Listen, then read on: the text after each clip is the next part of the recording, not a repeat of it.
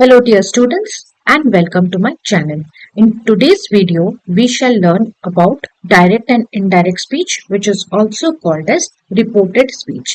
Direct and indirect speech को हम reported speech भी समझते हैं। तो आइए शुरू करते हैं। बट शुरू करने से पहले मैं आपको बता दूं कि इस वीडियो के एंड में मैं रिपोर्टेड स्पीच के बारे में 2-3 और वीडियोस लिंक करूंगी। आपको उन्हें जरूर देखना ही देखना है ताकि आपकी understanding of direct and indirect speech और भी क्लियर हो जाए। तो उन वीडियोस को बिल्कुल भी मिस मत कीजिएगा, ध्यान देके उसको पढ़िए। आपका clear concept of direct and indirect speech और भी क्लियर हो जाएगा। तो आइए शुरू करते हैं। Read the following sentences carefully. दिए गए वाक्यों को ध्यान से पढ़िए। First, Bina said comma within inverted commas Raman has gone out. अब डायरेक्ट स्पीच क्या है बच्चों? जब मैं आपको अभी बात करके बता रही हूँ कि Beena said Raman has gone out, उसी चीज को अगर आप अपने वर्ड्स में बाद में किसी को बताओगे तो क्या होगा? इनडायरेक्ट स्पीच होगा। Beena said that Raman had gone out. अब इसमें दो चीजें हो रही है, एक तो टेंस बदल रहा है और दूसरा डायरेक्ट स्पीच जो है वो रिपोर्ट हो रहा है। इनडायरेक्ट स्पीच में रिपोर्ट मतलब हम बता रहे हैं हमने क्या सुना था। बीना सेड बन जाता है Beena said that in indirect speech. क्या बीना ने क्या कहा था तब? बीना ने तब कहा था कि रमन बाहर गया है। तो बीना जब किसी और को बताएगी कि उसने क्या कहा, Beena said that Raman had gone out. ठीक है, ये हुआ आपका इनडायरेक्ट स्पीच। यहाँ पे सेड बन जाता है said that and has gone out बोल बन जाता है had gone out. Tense change हो रहा है। टेंस क्यों चेंज हो रहा है? क्योंकि ये रिपोर्ट कर रहा है। अभी ये हुआ, अभी नहीं बोल रही है, ये बोल रही है कि उसने क्या बोला था, इसीलिए हैज गॉन आउट बन जाता है had gone out. When we want to tell the exact words used by the speaker, अभी exact words बिना के क्या थे? जो inverted commas के बीच में थे। Raman has gone out. These are her exact words. When we want to tell the exact words used by the speaker, it is said to be in direct speech. Such words are written within single or double inverted commas. ऐसे जो exact words spoken होते हैं वो inverted commas के अंदर होते हैं। तो अगर आपको ऐसे दो सेंटेंसेस दिया जाए और पूछे कि इन दोनों में से कौन सा डायरेक्ट स्पीच है, आप देखेंगे कौन से सेंटेंस में वाक्य जो है, जो रिपोर्ट हो रहा है एग्जैक्ट वर्ड्स, वो क्या इन्वर्टेड कॉमास में है? अगर है तो वो डायरेक्ट स्पीच है। ठीक है, sentence 1 is in direct speech. We can also express the speaker's words in our own words. अब बीना ने रमन से क्या कहा, ये चीज हम अपने शब्दों में जब हम एक्सप्रेस करेंगे तो उसको बोलते हैं इनडायरेक्ट या रिपोर्टेड स्पीच। किसी भी चीज को अपने वर्ड्स में फिर से सुनाना, उसे इनडायरेक्ट स्पीच या रिपोर्टेड स्पीच बोलते हैं। तो यहाँ पर पहले सेंटेंस में बीना ने जो कहा वो बताया गया है एग्जैक्ट वर्ड्स। बीना ने रमन से क्या कहा जब मैं आपको बताऊंगी तो मैं आपको रिपोर्ट कर रही हूँ इन एन इनडायरेक्ट स्पीच। ये मेरे वर्ड्स नहीं है, ये बीना के वर्ड्स है जो मैं आपको बता रही हूँ। So we can also express the speaker's words in our own words. This is called indirect or reported speech. We do not use inverted commas in reported speech.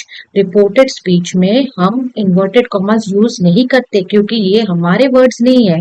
हमारे words ये नहीं है। क्यों? क्योंकि हम डायरेक्टली ये नहीं बोल रहे, हम रिपोर्ट कर रहे हैं कि किसी ने किसी के लिए क्या कहा था। ठीक है, तो इन्वर्टेड कॉमास नहीं होगा रिपोर्टेड स्पीच में। We only use them when we report the speaker's exact words. Sentence 2 is an indirect or reported speech. अब इनडायरेक्टेड स्पीच या रिपोर्टेड स्पीच के बारे में पढ़ते हैं। कुछ चेंजेस होते हैं। Various changes take place when a sentence is change from direct to indirect और रिपोर्टेड स्पीच। जब एक सेंटेंस डायरेक्ट स्पीच से इनडायरेक्ट स्पीच या फिर रिपोर्टेड स्पीच में बदला जाता है तो उसमें क्या क्या चेंजेस होते हैं? First and most important is change in tenses.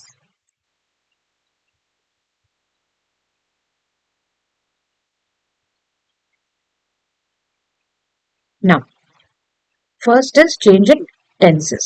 From simple present to simple past. Present tense से past tense में रिपोर्ट किया जाता है। is चेंज हो जाता है was को। ठीक है, am चेंज हो जाता है was को and are changes to were। अब is, am and are जो होते हैं, मैंने आपको बताया था कि they are helping verbs. They are your helping verbs which are used with the main verb to give more meaning to the verb. ठीक है, तो जब हम प्रेजेंट टेंस से सिंपल पास्ट में बदलेंगे वाक्य को डायरेक्ट स्पीच से इनडायरेक्ट स्पीच में, तब ये जो हेल्पिंग वर्ब्स है इज, एम एंड आर, वो चेंज होंगे. कैसे चेंज होंगे? Is and am singular verbs है तो वो वॉज में चेंज होगा, लेकिन आर जो कि प्लूरल सब्जेक्ट्स के लिए यूज किया जाता है वर्ब, वो हो जाएगा आर से वर हो जाएगा. ठीक है, तो ये ध्यान में रखेंगे कि इज एंड एम चेंज होता है वॉज में एंड आर चेंज होता है वर में. क्यों? क्योंकि सिंगुलर है is and am and plural है are. Now from present continuous to past continuous. अब प्रेजेंट कंटिन्यूस मैंने बताया था, कंटिन्यूस मतलब ING form of the verb. जैसे रन बन जाता है रनिंग, ठीक है, ईट स्लीप बन जाता है स्लीपिंग. तो ये प्रेजेंट कंटिन्यूस चेंज हो जाता है आपका पास्ट कंटिन्यूस टेंस में. Is eating changes to was eating. So देखेंगे आपकी ईटिंग और ईटिंग तो सेम रहता है कंटिन्यूस टेंस का, लेकिन ये जो आपका प्रेजेंट है कि वो खा रही थी बन जाता है वो खा रहा था.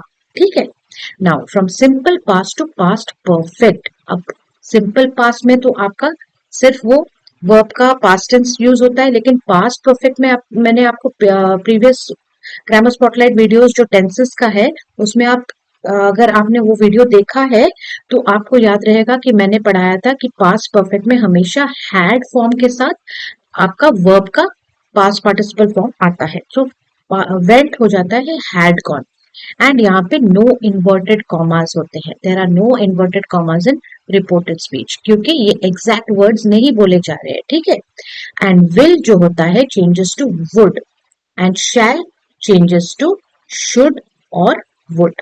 तो ये सब चीजें आपको चेंजेस इन टेंसेस में ध्यान देनी है. ठीक है, नेक्स्ट आता है आपका changes in pronounce.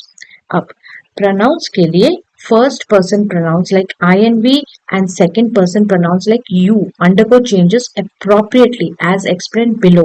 Third person pronouns like he, she, it and they remain the same. अब first person, second person, third person क्या है ये सुनिए पहले. First person when I am talking to you, the conversation जो बातचीत हो रही है मेरे और आपके बीच हो रही है, मैं आपसे कुछ बोल रही हूँ आप सुन रहे हैं, तो I am the first person, you are the second person. Now this is clear. अब जब मैं आपसे कुछ बोल रही हूँ किसी तीसरे व्यक्ति या किसी तीसरे चीज के बारे में, तो वो बन जाता है third person. I talking to you, I am the first person, you listening to me are the second person and what we are talking about is the third person. ठीक है, तो फर्स्ट पर्सन प्रोनाउंस होते हैं I and we. अगर singular है तो I, plural है तो we. Second person pronouns are you which undergoes changes appropriately, मतलब वो जैसे सेंटेंस है जिसका टेंस है वैसे चेंज होगा.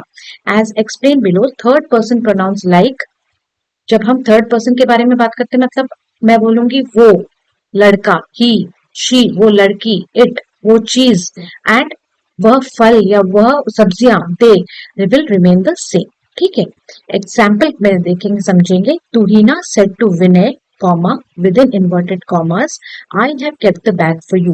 अब क्योंकि ये एग्जैक्ट वर्ड्स ऑफ तुहिना है विनय के लिए, तो ये इन्वर्टेड कॉमास में है और डायरेक्ट स्पीच है. ठीक है, तो आई जो है तुहिना बोल रही है first person, kept the bag for you is second person जो विनय है.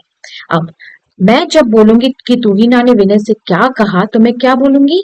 तुहिना टोल्ड विनय, तुहिना ने विनय से कहा that she had kept the bag for him, कि उसने, किसने, तुहिना लड़की है, so that she had kept the bag for him, that Tuhina ने विनय के लिए बैग रखा था, और क्योंकि विनय लड़का है for him, रिपोर्टेड और इनडायरेक्ट स्पीच. सो तुहिना ने विनय को कहा कि उसने उसके लिए बैग रखा था. ठीक है, क्योंकि Tuhina is a female we use she pronoun and Vinay is a male, we use him pronoun. Now inverted commas are not used in reported speech, so the pronoun I in this sentence changes to she.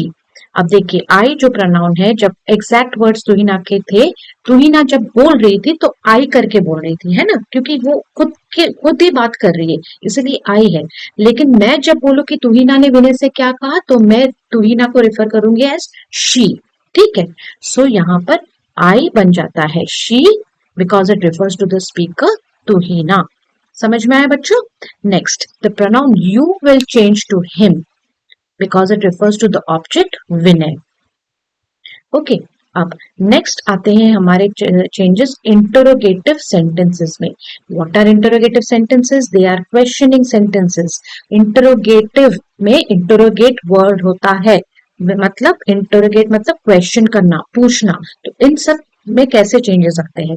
When we change an interrogative sentence from direct to indirect form, we remove the inverted commas. पहला चीज तो हम inverted commas, quotation marks को हटाएंगे and then change the person of the pronoun used, मतलब first person, second person या third person जो है वो चेंज करेंगे। एग्जाम्पल में समझते हैं। Mother said why have you come late from school. अब हमें कैसे पता कि ये एक इंटरोगेटिव सेंटेंसेस है? बिकॉज पहले चीज तो ये वाई जो है क्वेश्चनिंग वर्ड में शुरू होता है। WH words are all questioning words, so they are a part of interrogative sentences.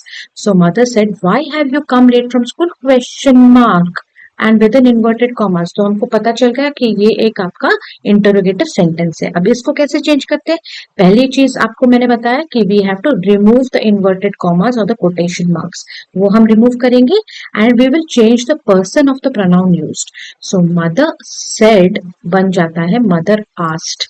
अब mother said why have you come late from school, ये मदर किसको पूछ रही है? मुझे पूछ रही है। सो मैं जब बताऊंगी आपको कि मदर ने मुझे क्या पूछा, तो मैं क्या कैसे बताऊंगी आपको कि मदर आस्क्ड मी। क्यों? क्योंकि ये क्वेश्चन किया था ना, सवाल किया था माँ ने मुझसे। सो मदर आस्क्ड मी, ये बन जाता है pronoun me. Now mother asked me why I had come late from school. ठीक है, तो ऐसे आपके चेंजेस। जब मदर आपसे डायरेक्टली पूछ रही है तो why have you come late from school, लेकिन मैं जब आपको बताऊंगी कि मम्मी ने मुझसे क्या पूछा था, तो mother asked me why I had come late from school. ठीक है, इस पे ध्यान देंगे आप। और the tense of the change verbs is also change accordingly, जैसे व्हाई हैव यू कम बन जाता है व्हाई हैड आई कम। अब दूसरा एग्जांपल देखेंगे। Rini asked Aliza why did you take the umbrella. It is direct. वाई एक तो पहला ये क्वेश्चनिंग वर्ड है और दूसरा क्वेश्चन मार्क है। तो पहला चीज इंटरोगेटिव सेंटेंसेस के लिए we will remove the quotation marks. Rini asked Aliza why she had taken the umbrella. अब रिनी आस्क्ड अलीजा, रिनी अलीजा से डायरेक्टली पूछ रही है, तो डायरेक्ट स्पीच में क्या पूछ रही है विद इन इन्वर्टेड कॉमर्स कि तुमने अम्ब्रेला क्यों लिया। अब इसी बात को अगर मैं बताऊं कि रिनी ने अलीजा से क्या पूछा, तो मैं क्या बताऊंगी? Rini asked Aliza why she had taken the umbrella. ठीक है, तो यहां पर आपको ध्यान देना है कि इन्वर्टेड कॉमर्स हट जाएगा और वो आप देखेंगे कि पर्सन भी चेंज हो रहा है, यू बन जाता है शी हैड टेकन। यहाँ पे टेंस भी चेंज हो रहा है, वाई डिड यू टेक बन जाता है वाई शी हैड टेकन। ठीक है, अब कहां पर हम सेड को एंड टोल्ड को यूज करेंगे? We can use the reporting verb told. अब ये जो टोल्ड है ये आपका रिपोर्टिंग वर्ब होता है इंस्टेड ऑफ सेड। सेड भी एक रिपोर्टिंग वर्ब ही है। When the reporting verb is transitive, when the reporting verb is transitive मतलब ट्रांसफर हो रहा है एक्शन किसी चीज पे, and both the speaker and the listener are mentioned. ये बहुत इंपॉर्टेंट है, both the speaker and the listener are mentioned. Example 1, Gauri said to Naina Mohan has a new water bottle. तो यहाँ पर हम क्या कर रहे हैं? रिपोर्टिंग वर्ब हमारा क्या है? सेड है। ठीक है, अब स्पीकर कौन है? गौरी है। लिसनर कौन है? नैना है। तो हमारे दो कंडीशंस क्या है जब सेड को टोल्ड में बदलते हैं कि हमारे पास एक तो एक ये transitive reporting verb is transitive, मतलब गौरी नैना से बोल रही है कि Mohan has a new water bottle. तो ये ट्रांजिटिव कैसे हुआ? क्योंकि हम बात कर रहे हैं एक न्यू वाटर बॉटल के बारे में, जो कि आपका एक्शन बताता है, एक ऑब्जेक्ट है जिसके बारे में हम बात कर रहे हैं। That is your transitive verb. Okay, so हमारे पास स्पीकर गौरी है, लिसनर नैना है और एक ऑब्जेक्ट भी है। ठीक है, when the reporting verb is transitive, so Gauri said to Naina Mohan has a new water bottle। यहाँ पर हम डायरेक्ट स्पीच को कैसे इनडायरेक्ट स्पीच में लिख सकते हैं? Gauri told Naina Gauri the speaker told Naina the listener that, अब ध्यान देंगे दैट आएगा, that is your linker. That क्या करता है, लिंक करता है कि क्या बोला। Gauri told Naina that Mohan had a new water bottle. Okay, we use say and tell in different ways in reported speech. Say focus करता है on the word someone said, जैसे, and tell focuses more on the content or message of what someone has said. जैसे I went to a birthday party, Mala said to Ravi. ठीक है, Mala told Ravi that she had gone to a birthday party. Now changes in punctuation marks भी देखिए. We need to know the rules for punctuating the direct speech. A comma is used before the quotation marks. जैसे देखिए, माला said, आपका एक comma, फिर quotation marks लगता है, फिर exact words I watched a good movie, full stop, फिर quotation mark बंद होता है। ठीक है, ये आपका पंक्चुएशन का रूल है। A comma is used within the quotation marks, like I quotation mark, I like the movie comma, फिर कोटेशन मार्क बंद होता है, said Mala. A full stop is used within the quotation marks, Mala said comma, quotation mark शुरू हुआ, I like the movie full stop, फिर quotation mark बंद रहता है। Using the exclamation mark, Mala said oh the movie is so good. तो ओ, माला said के बाद एक कॉमा, फिर कोटेशन मार्क शुरू, फिर एक्सक्लेमेशन वर्ड ओ, उसके बाद कॉमा, उसके बाद एक्सक्लेमेशन मार्क नहीं आएगा। The movie is so good, sentence end होने के बाद एक्सक्लेमेशन मार्क आएगा instead of a full stop, फिर कोटेशन बंद होगा। तो please pay attention to this. Using the question mark, Mala said did you like the movie, question mark के बाद ही कोटेशन आएगा।